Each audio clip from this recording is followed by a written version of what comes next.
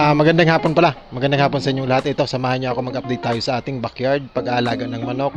And then kung anong kalagayan natin sa ganitong laging umuulan. Pagpasensyahan na kayo sa itsura ko wala tayong magamit na pang voice over natin or pang sound na mayroong reducer sa ingay ng ating mga alaga mga kabis. So tara, samahan niyo ako. May ginawa tayo sa ating backyard and then mag-update din tayo sa kalagayan po nila ngayong hapon po bago tayo magpakain ng manok. Let's go!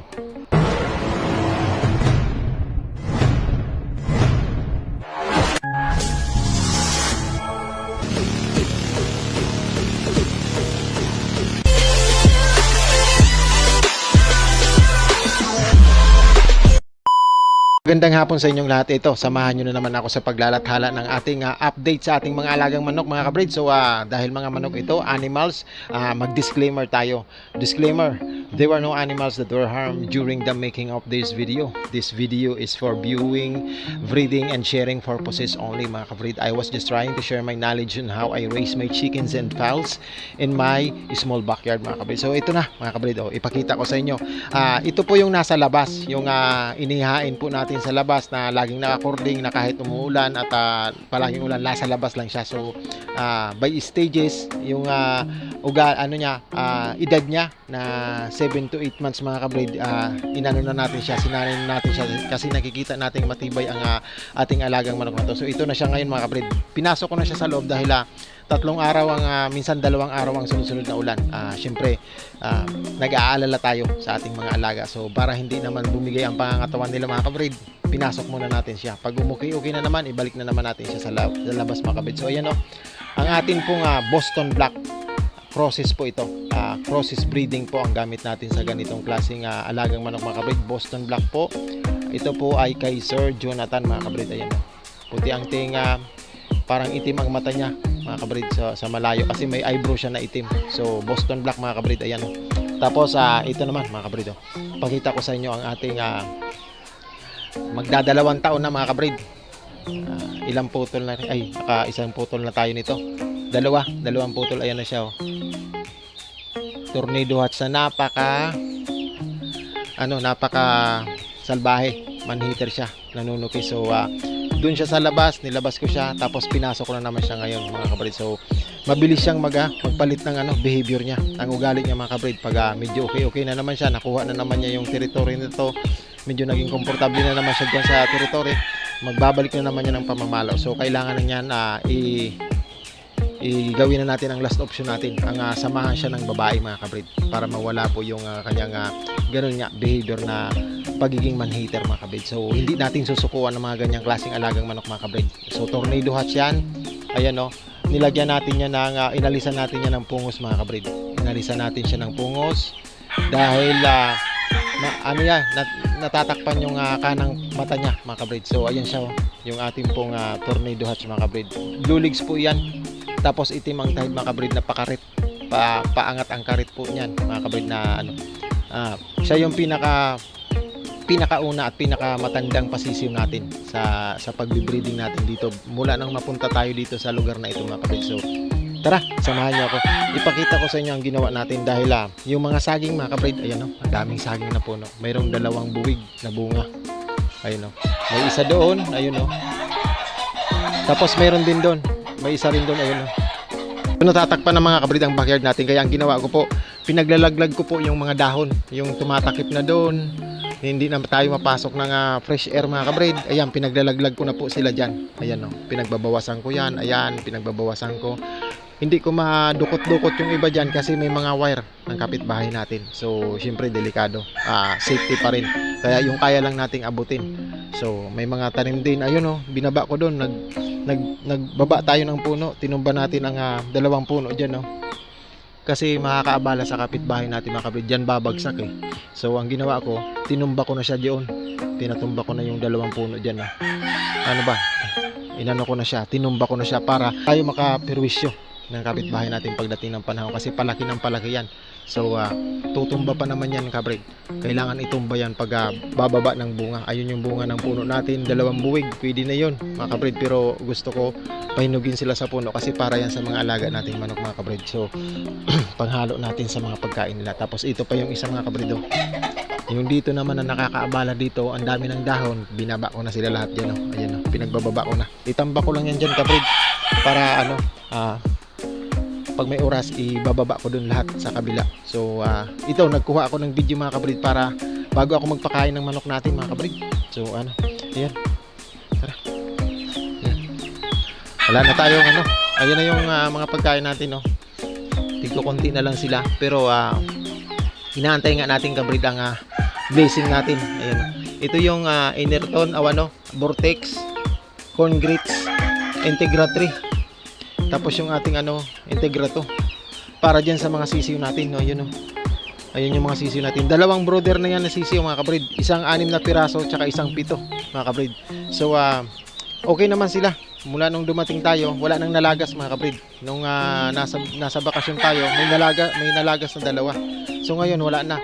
Ayun yung mga gray natin. So as of now, okay naman ang ating development. Ang gagawin ko ngayon hapon mga kabrid, mag-adjust tayo sa pagkain ng ating mga alaga through with feeding mga kabrid. Dahil maganda at bihasa na tayo sa with feeding, doon natin nakokontrol ang moist ng ating manok. Tapos maganda i-apply ang paggagamot sa with feeding sa organic na pamamaraan mga kabrid. The best siya. So maraming ways on how to treat your chicken sickness and an organic procedure mga kabrid. So ito mga kabrid, yeah. Naglinis din ako sa papag natin mga kabrid. So idudouble linis na lang natin yan. Medyo makulimlim siya mga kabrid kasi natakpan siya, oh. Medyo madilim agad mga kabrid. Ang time check natin alas 4. Magpapakain ako alas 4. So ayan, oh.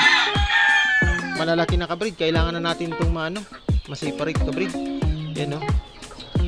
Malaking manok. Mabait to, sigurado. Mga throwback natin na ganitong kulay, puro mababait eh. Ano siya, oh. Picom. Tapos may street comb na pula. Yun, magandang pula na yun, oh. Yan ang mga sinibalang natin kabrid. Puti, 2, isang sinibalang tsaka isang pula mga kabrid. Ayun, oh. Mga inahin natin na supposedly for calling natin. Kung may dumating lang sana blessing na sa birthday natin mga kabrid, naisabay na sana, naikaling sana natin yung 4 mga kabrid. Meron pang doong 2.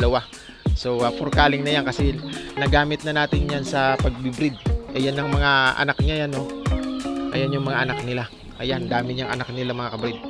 Ayan yung ginamit natin. Tapos yung sa doon pa, ang dami nang napaanak natin dyan. So wala na tayong dito kabrid. Tapos na tayo sa natin sa pagkukros sa pag-inbreed dito sa kanila.